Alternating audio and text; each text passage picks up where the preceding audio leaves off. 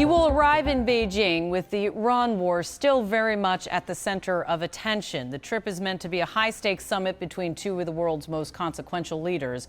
But instead of a single focus on trade and technology, the agenda arriving with the presidential delegation is layered, an attempt at stabilizing a volatile region, a pressure campaign over energy and sanctions, a negotiation over the future of global commerce, and a renewed competition for dominance in artificial intelligence. The American president has framed one piece of the trip in simple personal terms. I have a very good relationship with the president. I find him to be a tremendous guy, and we get along well, he said, pointing to a rapport he believes can move difficult conversations forward. That personal diplomacy is being tested by a much larger reality, Tehran and the conflict that now threatens to reshape shipping lanes, oil markets, and the calculus of every capital from Washington to R. To Beijing. Days before the summit, Iran's foreign minister traveled to Beijing and met with top Chinese diplomats. Beijing publicly urged Tehran to pursue diplomacy and to refrain from further hostilities. That outreach is significant.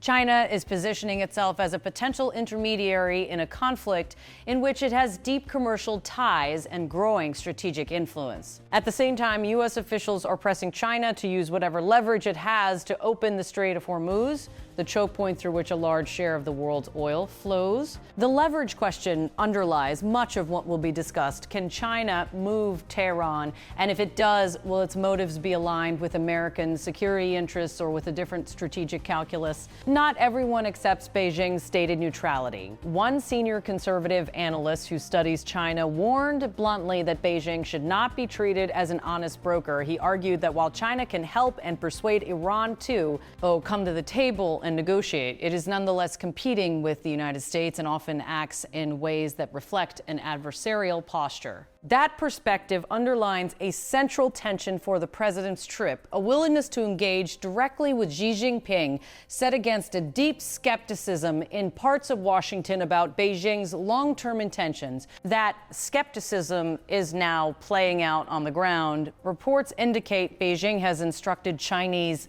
companies to resist certain foreign sanctions when it deems them illegitimate. That posture directly challenges U.S. sanctions policy toward Iran, and it complicates American leverage.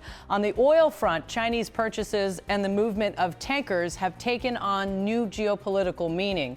A tanker reportedly came under attack near the Strait of Hormuz, the first such reported incident in the course of the current conflict, and questions immediately followed about who benefits from instability and who stands to gain from forcing the woe.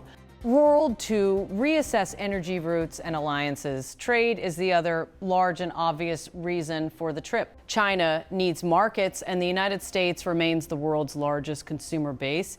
Beijing's economic model is under strain. Efforts to boost domestic consumption have been uneven, leaving exporters in China looking outward. From Washington's perspective, this summit is a chance to seek a reset on tariffs, to press China on intellectual property practices, and to try to convert Beijing's dependence on American consumers into strategic leverage. In private conversations, the administration has signaled it hopes to use trade carrots and sticks to nudge the Chinese toward behavior that aligns more closely with U.S. priorities, whether on Iran supply chains or technology transfers.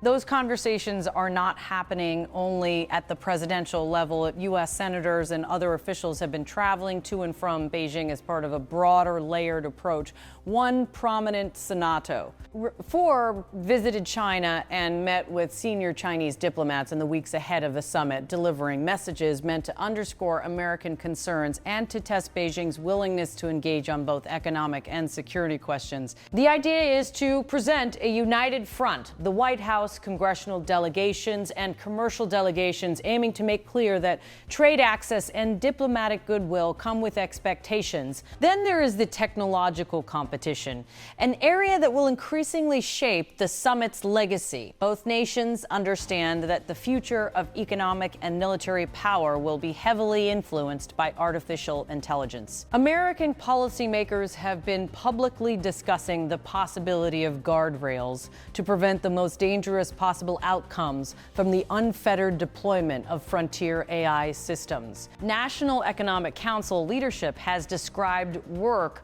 on an executive-level roadmap that would require more robust safety testing before new, powerful models are widely released. As one senior official put it, the idea is to make a model's release to the public akin to an FDA approval, thoroughly tested and proven safe before it is let out into the wild.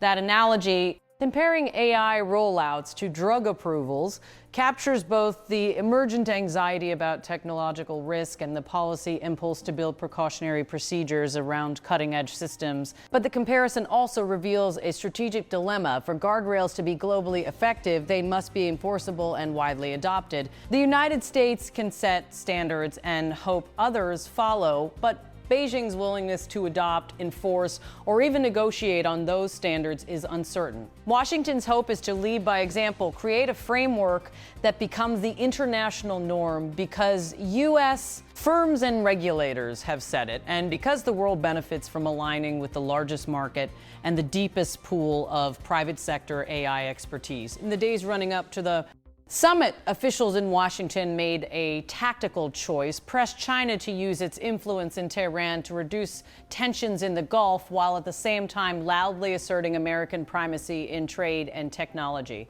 That dual-track approach carries both promise and peril.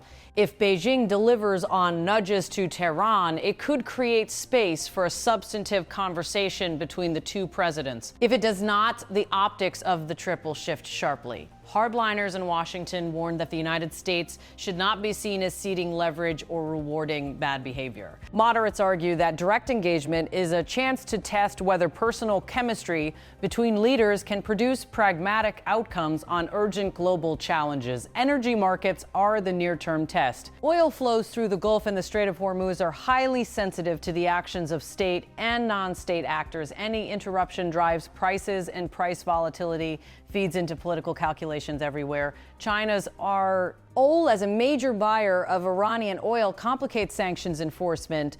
When Beijing signals its companies won't comply with certain foreign penalties, it forces Washington to decide whether to escalate economic measures or to try to build a multilateral response that constrains Tehran while avoiding a direct clash with Beijing. For U.S. policymakers, that decision is also shaped by public perceptions. The administration must show it is protecting American interests, ensuring freedom of navigation, safeguarding global energy supplies, and defending existing sanctions regimes aimed at curbing proliferation and state-sponsored violence. At the same time, the president's aides believe that a face-to-face meeting with Xi could open doors on trade, technology, and crisis management that no teleconference or envoy could.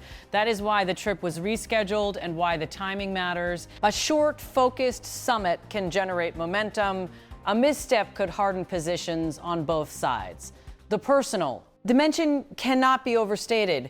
The president's remark about a warm rapport with Xi is part of a deliberate strategy to use direct leader-to-leader talks to solve problems that bureaucracies struggle to resolve. But diplomacy through personalities is a fragile instrument. It works best when interests align enough for both sides to claim a win. When core strategic goals diverge, as they do now over Iran, sanctions, and the global rules for AI, personal chemistry can only go so far. Voice and rhetoric inside the United States are split. Some voices argue that an American president cannot and should not visit the capital of a nation whose foreign policy actions are in direct tension with U.S. objectives while a major regional war is ongoing. Others argue that engagement is precisely the tool needed to prevent escalation and to offer a path to de-escalation. That debate matters because it sets expectations for what the summit can accomplish.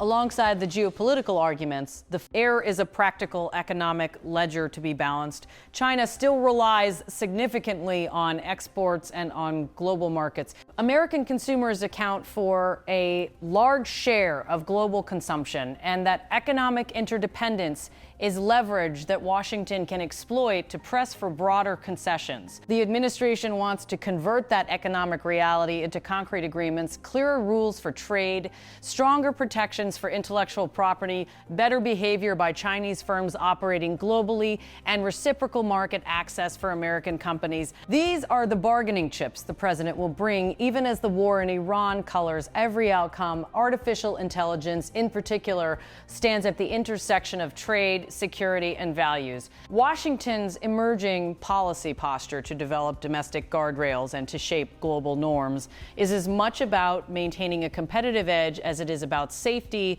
The hope in the White House is that by building robust standards, the United States